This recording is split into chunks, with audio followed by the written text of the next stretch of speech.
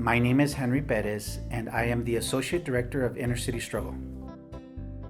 So I grew up in Pico Rivera, which is just east of East Los Angeles, but my family was raised in the Boyle Heights, East Los Angeles area. Actually, I was born in Boyle Heights, but at a very young age, about 4 years old, my family was able to purchase a home in Pico Rivera. But my family has been in the east side of Los Angeles, in particular in Boyle Heights, since the early 1900s. My grandfather, who I'm named after, Henry Perez, was born in Boyle Heights in 1916. And then my dad was born in Boyle Heights, and then I was born in Boyle Heights. So I'm kind of like a third generation born here in Boyle Heights. But I don't want to say that I was raised in Boyle Heights, because I was raised in Pico Rivera.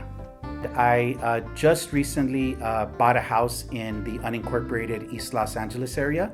Just bought it in May, actually, of this year. So I'm a brand new unincorporated East Los Angeles resident and homeowner. And that's pretty cool, because I actually I was able to buy a house down the street where my dad grew up. My dad grew up right there in the East LA area, near like what we call the Commerce Theater on Atlantic and Whittier. And that's the area where I now was fortunate enough to purchase a home.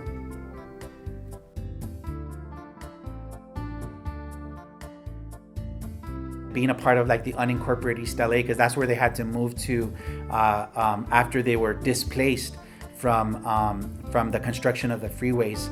So that is one way that many families were impacted by the construction of the freeways, where the city really doesn't care about you. They kind of see you, your families, like our people, as almost disposable, right? I feel like that's the way that they saw my dad and his family, my grandparents at that time. They saw them disposable families, like families that just needed to get out of their way for them to be able to build the freeways that were really meant for other communities, right? For like kind of the white flight communities that were coming from like the suburban areas to work in downtown. It wasn't meant for our people. They weren't building the freeways for like our community. They were building them for other community. But our people that were living where the freeways are now located, situated, were in their way, and they basically drove them out through something called like eminent domain, where the government can say like, we're going to take over your property. We'll give you compensation for it, but you have no choice in the matter, right? You have to move out so that we can do the freeways. That is one way how many families in the east side have been impacted by the freeways. But then we have to ask ourselves, like, why are there so many freeways in our community? Why do all the freeways intersect here in Boyle Heights? The 5 freeway, the 60, the 101, right? The 10 freeway, right? The 110 is not too far. They all intersect in the east side. And that is really like environmental racism, because with the construction of the freeways, with the heavy right traffic of the freeways, it leads to a lot of like pollution in our community, and it leads to a lot of illnesses in the community. The high asthma rates that is prevalent in our community, asthma rates and just other types of respiratory illnesses is very prevalent in our community, because they decided to like really like build like all the freeways to have them intersect right here. So that is how our communities have been impacted by the construction of freeways.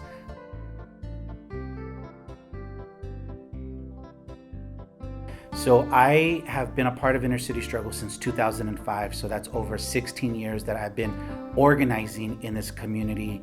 And one of the biggest changes that we've seen is gentrification. We have seen a lot of investments come into our community. We're talking about billions of dollars of both public and private money being poured into our communities. And what that has led to is the push out, the gentrification and the push out of many of our long-term residents here in the East Los Angeles area. it really began with downtown Los Angeles, the whole like revitalization of downtown Los Angeles, and the revitalization or the development of the arts district, and really downtown LA, the arts district becoming like a very trendy place to live, right? With luxury like condos and lofts, while Boyle Heights is just one bridge away from downtown LA. So everything that has happened in downtown Los Angeles and the arts district has had a ripple effect with Boyle Heights and the greater East Los Angeles area. About 80% of the residents that live in the East Side are renters.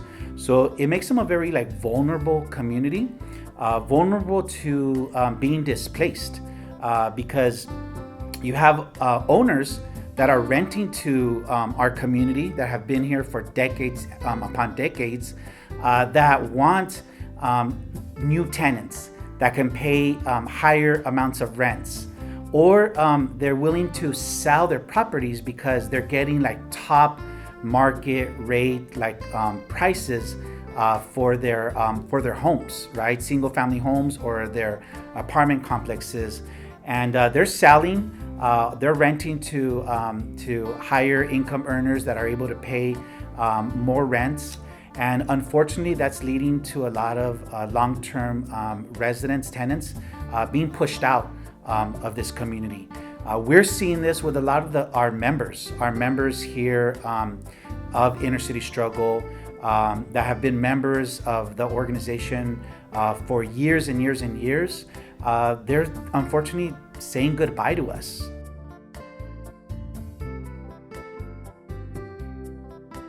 Lower income renters, right?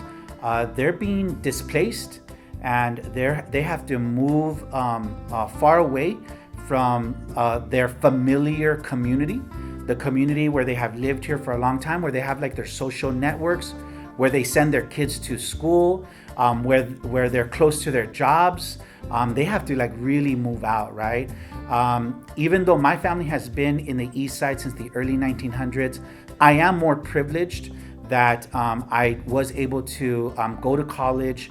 I am able to make a higher income than the majority of the people that live in this community. But if you think about like those folks that barely make not even the medium income of like $42,000 a year, which is like the medium income in Boyle Heights is about $46,000 a year. There's a lot of hundreds, thousands of families that make way below that.